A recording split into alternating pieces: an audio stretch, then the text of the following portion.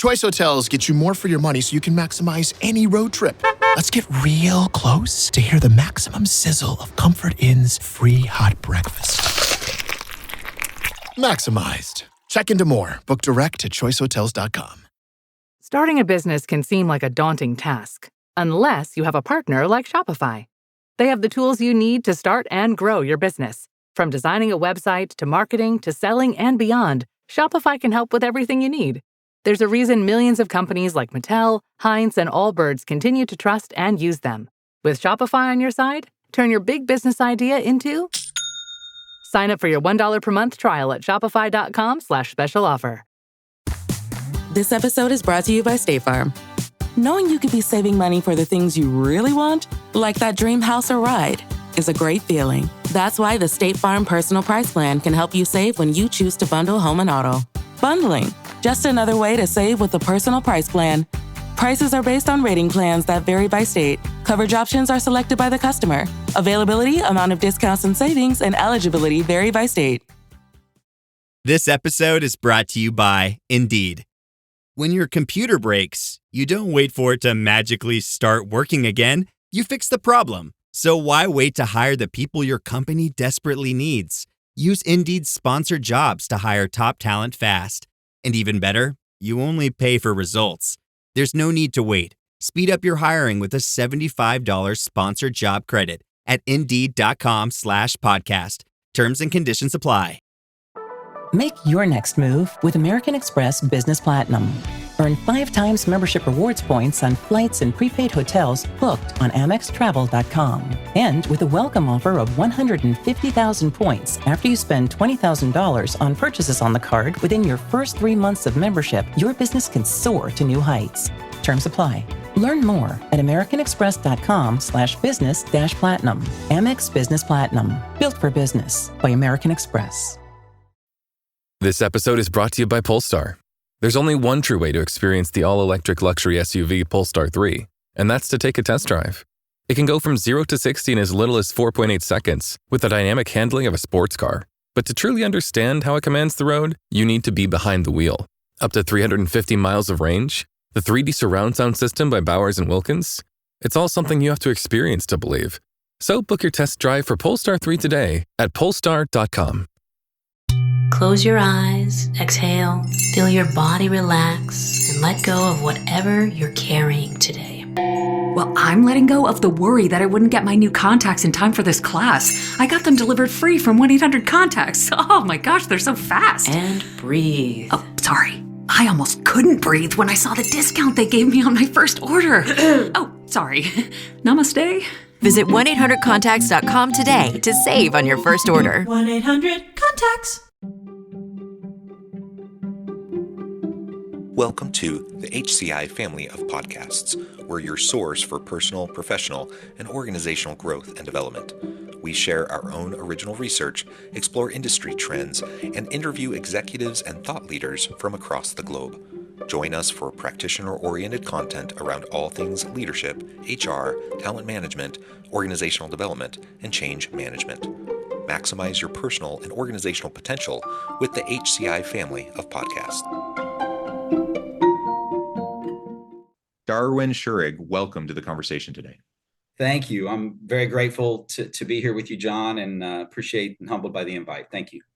It is really a pleasure to be with you. You're joining us south of Florida on a small island at a conference. You're taking time out of your busy schedule to sit down with me and to join me and have a really fun conversation. Today, we're going to be talking about nurturing trust and collaboration and the practical steps we can take to establish psychological safety and in our team environment. I just think this is a really, really important topic. So much of what we do as leaders and in our teams and in our organizations is built on a foundation of trust, built on a foundation of psychological safety. And if we don't have that foundation, a lot of the other things we try to do around culture building and team building just won't work. It just will fall flat. And so today we're going to try to get really practical around what we can do to take steps to create this. And I'm excited to have that conversation. As we get started, I wanted to share Darwin's bio with everybody. Darwin Shurig is a seasoned entrepreneur and talent management expert with a proven track record of delivering strategic value to medical device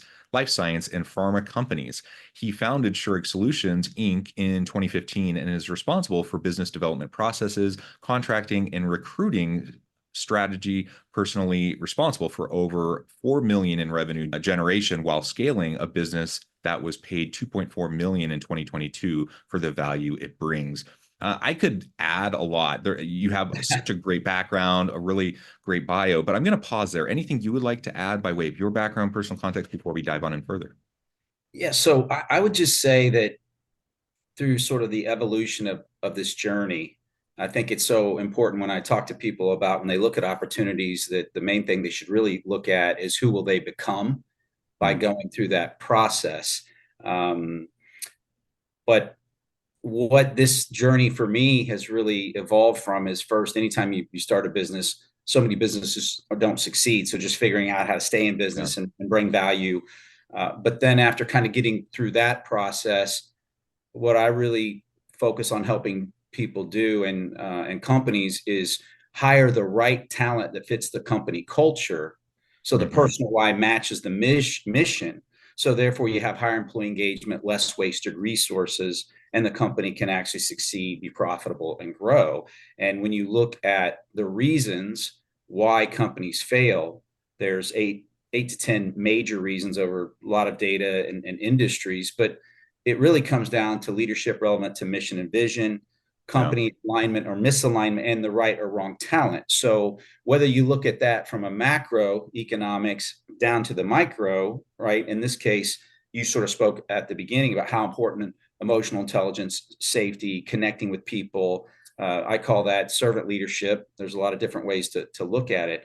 But whether you look at it the micro or the macro, it all ties in, is extremely important. Eczema isn't always obvious, but it's real.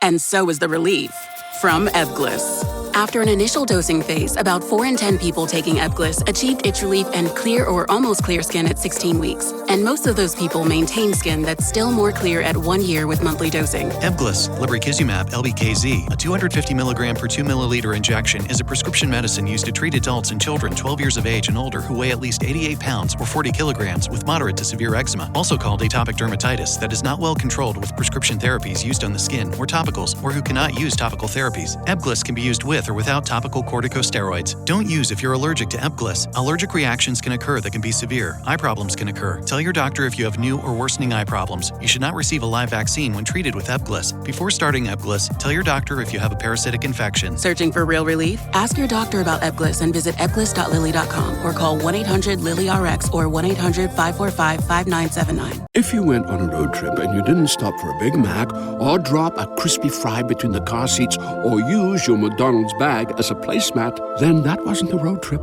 It was just a really long drive. Ba-da-ba-ba-ba. At participating McDonald's.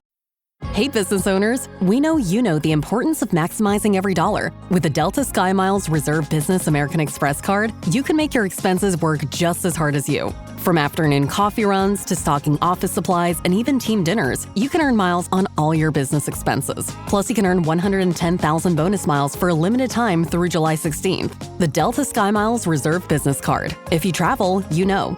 Minimum spending requirements and terms apply. Offer ends 7/16/25. Hey, it's Ryan Reynolds here from Mint Mobile. Now, I was looking for fun ways to tell you that Mint's offer of unlimited premium wireless for $15 a month is back. So I thought it would be fun if we made $15 bills. But it turns out that's very illegal. So there goes my big idea for the commercial. Give it a try at mintmobile.com/switch. Upfront payment of $45 for 3-month plan equivalent to $15 per month required. New customer offer for first 3 months only. Speed slow after 35 gigabytes if network's busy. Taxes and fees extra. See mintmobile.com. This episode is brought to you by LifeLock. Between two-factor authentication, strong passwords, and a VPN, you try to be in control of how your info is protected. But many other places also have it, and they might not be as careful. That's why LifeLock monitors hundreds of millions of data points a second for threats. If your identity is stolen, they'll fix it, guaranteed, or your money back. Save up to 40% your first year. Visit LifeLock.com/podcast for 40% off. Terms apply.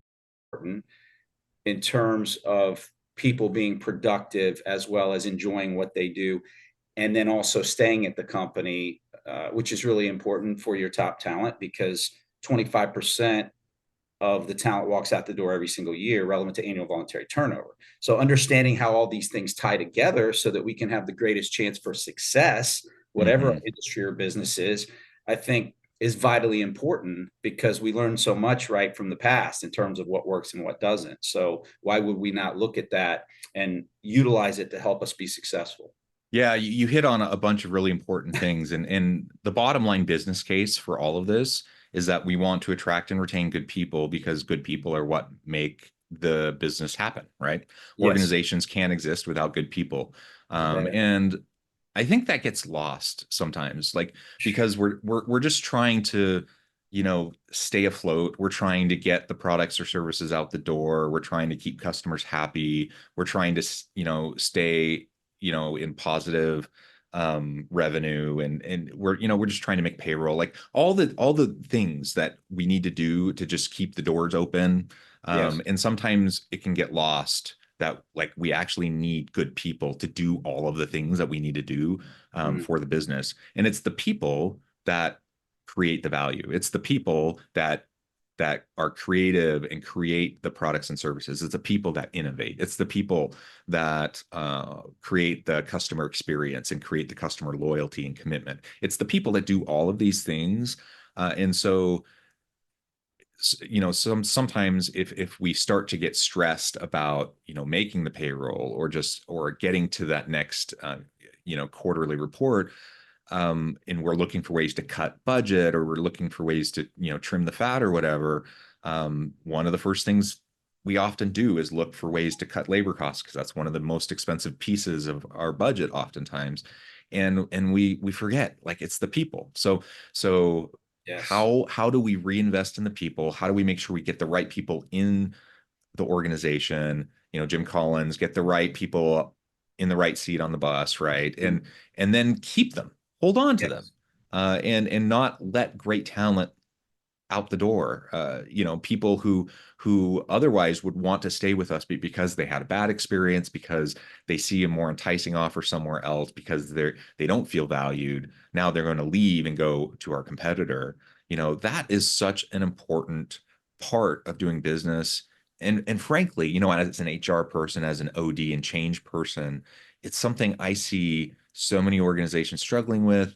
And it's something that is not completely avoidable, but it's often quite avoidable if we simply put some intentionality and strategy behind, what we're trying to do. We put so much time and effort around the maintenance of equipment, for example, around the maintenance and reinvestment into the other forms of capital in our business. Can we do that for our human capital, for the people assets within our business? And if we did, we wouldn't have such high turnover. We wouldn't have the challenges, a lot of the challenges that we often have. And again, coming back to what we were saying at the very beginning, a lot of that is just built upon this notion of, like, let's have trust, let's have psychological safety. That's the foundation upon which a lot of these other components that lead to positive business outcomes, like lower turnover, higher productivity, greater levels of innovation, etc. That's what it's built upon, right? There are so many things that, like, my mind is just firing and getting excited just about having this conversation. And so there are three things I want to touch on relevant to what you just said that are so important. The Pareto principle is alive and well, and is probably not understood near as well as it should be, relevant to 80-20.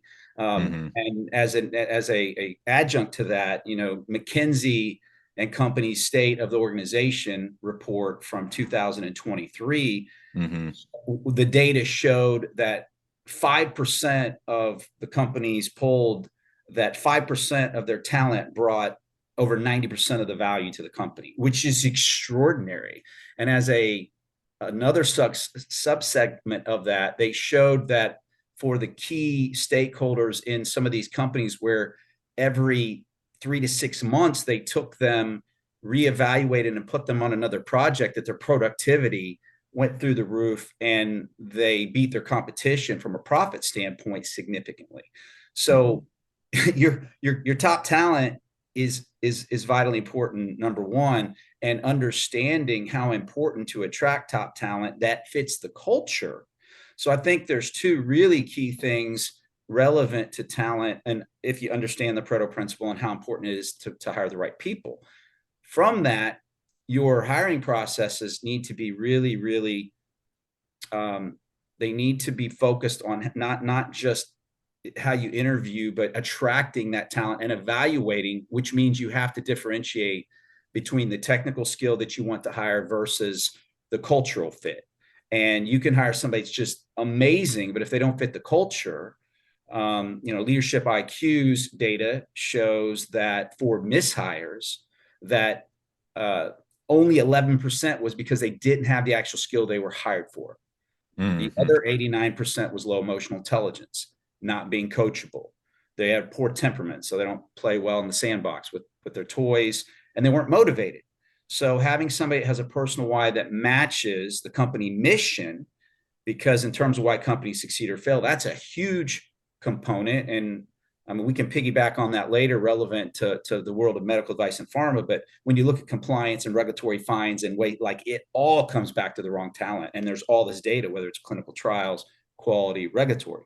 So how you determine who you bring in, and then having career ladders so that you nurture the people and provide mentorship, provide opportunity for growth. It's not just about the bottom line, because if you focus on bringing great value to your client, and in my world, that's patients and clinicians and the healthcare system, with a team that's in alignment and personal why matches the mission, focused on bringing that value, then your financials, the stakeholder will follow that. So lastly, I would say what really hit me as you were talking about investing in equipment and systems, we have checkoffs. If we don't do these things, then we're out of compliance, then it breaks down or we get fined. So I always ask when I present on talent management strategies and why companies succeed and fail is if your quality management system for your talent and your investment in your talent and your top stakeholders matched the quality management system for your product or your service, would that be a good thing or a bad thing? I mean, it's an interesting question. And there's always a utility component to this, right? And I suppose that question, the answer to that question is going to differ depending on the industry you're in, the type of business that you're in. But I guess the point is you want to ask yourself that question, right? Yes. So I don't have an answer to the question, but you want to be asking yourself that question. And ultimately you want to be really considering, are you doing enough? Are you investing enough in your people, relevant, in relation to what you do for reinvestment in maintenance and compliance and such to your other types of processes, your equipment, your property, your other forms of capital. I mean, that's just a very basic question, but it's a really relevant question. And even if you think about capital, when you upgrade or when you determine, okay, we're going to write this off and depreciate it now, as a cost of doing business, but annual voluntary turnover across all industries has typically averaged around 25%. So that means 1/4 of the company's talent is walking out the door each year. And going back to the Pareto principle and your key stakeholders that bring the most talent, oftentimes it's people you don't want to lose. If you have somebody that maybe wasn't the best hire or something's changed, they're not interested in growth, they're on a PIP, they'll stay as long as you let them. Exactly. It's the best people usually that are the ones out the door because they're getting better offers. Yes. They're more valued somewhere else. Exactly. And the four main reasons why people leave based on the data and surveys for people relevant to annual voluntary turnover is the number one leader, a disconnect. They don't feel they have a relationship there, or that person isn't respected because of the way they lead. Number two, they don't feel appreciated. Number three, they're doing work that they don't want to do, didn't expect to do for a sustained period of time. Yeah. And then lastly, because they feel it's the only way they have a chance to grow, which their career. So 70+% stated that. And so then it's, well, how important is how you structure mentorship, annual employee appreciation programs, career ladders? Is your company a company where you can only grow your career vertically, which means your manager has to leave or the company has to expand in a way that there can be growth? Or is the company more proactive from a vision standpoint that, hey, I've got an extremely talented person that fits the skills that I need, and they emotionally, their personal why matches the company, they brought value. So do they have other skills so they could grow vertically, or they could grow horizontally into another area? Because I already have somebody that fits, and they probably have other skills that we could nourish, and that is most likely a better bet for the company as well as that person that you could invest in, versus going out and trying to find a new person and hope that they fit the culture. And so I think companies that really understand and are willing to invest in career ladders proactively and give the ability for their top stakeholders to grow, kind of like that McKinsey study talked about, taking somebody and putting them maybe to an area they hadn't done, but they already know they can execute, and they already know they care about the company's success. So I think it's a really important thing, as you said, to ask yourself and to think about in terms of investing in your talent, because if you don't invest in them, then somebody else most likely will. Yeah. And just, to talk about my own experience for a moment, I don't want to make this all about me. We've all had these experiences, right? And not that I'm the greatest, thing ever, but, I'm a pretty productive, successful person. I've had a lot of successes in my career. I think I'm very capable. But I've been there, I think many of us have, where we have felt undervalued, underappreciated, underutilized. We've maybe felt looked over or passed over for promotions or opportunities. I've been at places where literally I feel like, I don't know for sure, but what it's felt like is that literally the people above me who have passed me over, like are almost insecure and threatened by me. Like they look at what I do and my productivity and, what I could do in relation to what they can do. And they feel threatened by me, and they literally don't want me moving up because they're worried about their jobs, or something like that. And that, that gets into a level of toxicity where at some point you just don't even want to be there anymore at that organization. Right. And so, all of these things you just listed off a bunch of really good data points and insights, around some of the surveys that talk about the research behind this. All of these are reasons why people leave, and it's usually the really good people. It's the best people. The average, folks, the people who are kind of the mid performers, or even the ones that are barely hanging on. They're the ones that'll stick around because they know they don't have a lot of prospects, and they're happy to have a paycheck. You're going to hang on to those people, but are those the people you want? Those are that other 10-20% that do very little work. And then you lose all the great people who do like the vast majority of all the work. And it's kind of insane. The other aspect of it is, not only do you lose, you have the voluntary turnover of the great people that you lose, who have a lot of talent, who have a lot of productivity, a lot of innovation, but there's the ripple effects too. There's the ripple effects around the culture of losing the great people, because everyone who stays behind after you lose a great team member, they know it and they feel it, because now they recognize, oh, we just lost a member of our team who did a disproportionate amount of all the work that the team did, or all of the productivity from the team. Now we have to pick up the slack. We know that's going to be hard or impossible. And they recognize that, and they know it, and it's frustrating. Sometimes it's just not even doable, right?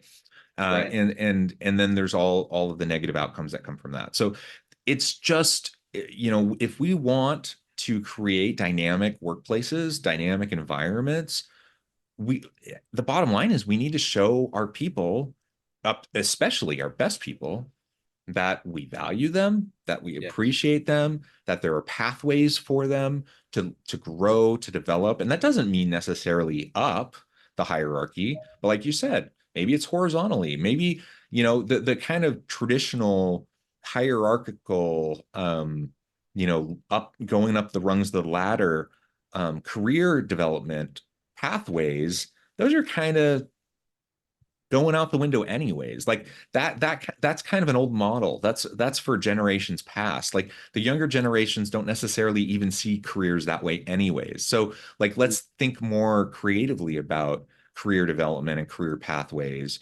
Younger generations just want to develop skills. They want to develop their capabilities. Yes, they want to develop their capabilities around earning capacity, but they don't necessarily care about the title, or they don't necessarily care about the corner office or like the rung on the ladder, but they do want to stretch themselves. They do want to grow in their skill set. They do want to challenge themselves.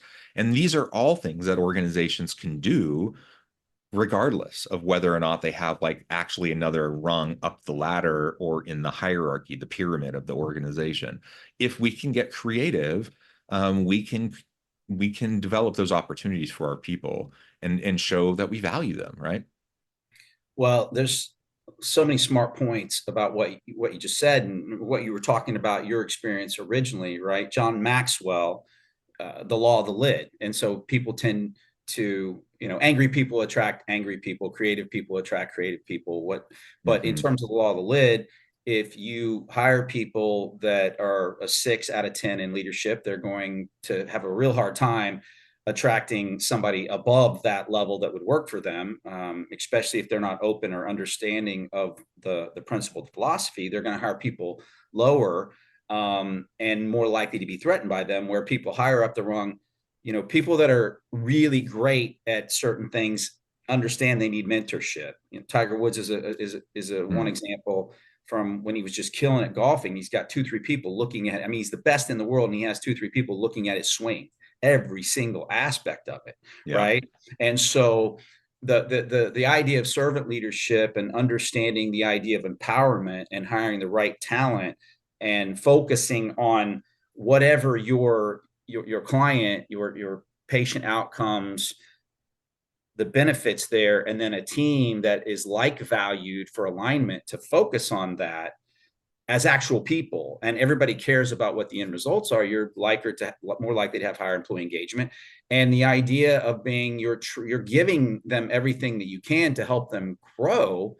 You're not worried about them taking your job. You'd love for them to replace you because you're bringing so much value. Your company would move you into another area because you're helping the company. But too often the inverse of that, which you mentioned in your initial, your career, that happens way too often, which is not in the best interest of the company and why you will lose people. So again, how you invest in your talent, because in terms of replacing talent, the cost is, the cost of mishires are exorbitant and huge, but the cost of replacing the person, one example I give in one of my presentations, just like on a clinical trials manager, for example, you're looking at $80,000 to $140,000 in time, in recruitment, in training, in onboarding. If that person is, if you have to backfill a position and it's open for 6 months, the cost is significant. Forget about the cost of the mishire. So when you get people that are the right talent and skill set, investing, because anything transactional, you're going to get transactional results. But if you can look at ways to invest into your people, into mentorship, into growing as a leader, there is no standstill. So, I believe we're either growing or we're dying. If you leave the equipment and you never do anything with it for a week, it's either getting better or it's getting worse, relevant to how it works, manufacturers, productivity. So in the same way, how we invest into our people, into the culture that we want proactively is going to determine, it's going to affect our retention rates, our annual voluntary turnover, and ultimately how well we engage.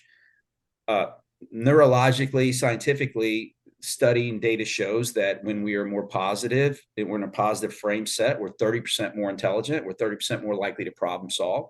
So if we have a team that is excited about what they're doing and engaged, they're going to be more likely to problem solve, and you'll have less wasted resources.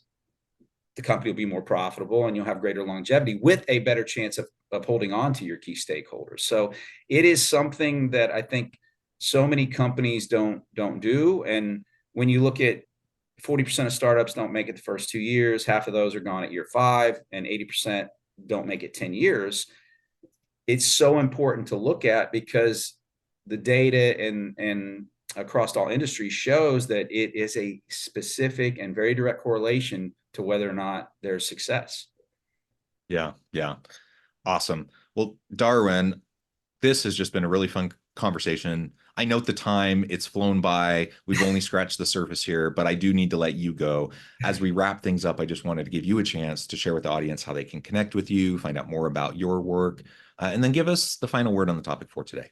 Yeah, absolutely. No, this is it. It feels like we've been talking for about 5 seconds. So I really appreciate it, John. But www.shurigsolutions.com is our website. We have a following on LinkedIn, a podcast called SSI Executive Conversations as well. But our focus is, medical device and pharma companies that are life sciences that are manufacturing products, helping them hire leadership and skill positions around clinical, regulatory, quality, engineering, and even commercial, to help create those cultures and avoid the cost of mishires. Over that time, our offer acceptance rates average 94%. 53% of candidates have been promoted within 24 months, and then they stay a third longer than the industry average relevant to retention. We have a really unique process called Top Talent Accelerant that uses certain technologies to attract talent in a completely different fashion, and also create significant efficiency for our partners, which is pretty cool. And every single day I hear, I've never seen anything like this over the last year since we launched it. So certainly would love to, if anybody, we've also done, hospital physician type of work as well. So certainly would love to talk to anybody that, is looking for a partner and would like to take these principles that we're talking about and apply them to processes to help the company grow. And then, as far as a final word, I think, once again, understanding what type of culture do you want? You spoke to this earlier. I mean, if you're a law firm and you're looking for cutthroat, lawyers that can do certain things, you probably want a different personality to your culture than if you're leading a nonprofit that's helping orphans, maybe, So understanding what are your key values, determining 4 to 5 of those key values, and you actually want to create in your interview process structure around those to delineate culture, have certain people asking certain questions. There's a process we can share what that looks like, versus whatever the technical skill is. And whatever the technical skill is, there should be a process to evaluate consistently, so you can compare and contrast talent from that standpoint, and then you can use the two to help make better decisions to hire for culture. But again, if you do transactional, you get transactional, and hiring top talent that fits the culture, right? That has the skill set, but fits the culture. If you do that well, you avoid the cost of mishires. And then by creating career ladders and investing in people and leadership, mentorship, and giving them opportunities to grow, you'll keep your Pareto principle amplifiers, is what I call them. So therefore, your retention rates will be greater overall for your top talent, and you're going to be more likely to be more profitable, and people are going to be having more fun. So I guess that would be my final parting comment in that regard. I love it. Thank you so much, Darwin. It's been a complete pleasure. I encourage the audience to reach out, get connected, find out more about what Darwin and his team can do for you. And as always, I hope everyone can stay healthy and safe, that you can find meaning and purpose at work each and every day. And I hope you all have a great week.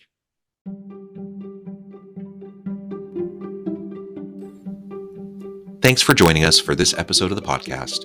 We hope you stay healthy and safe, and please join us again soon.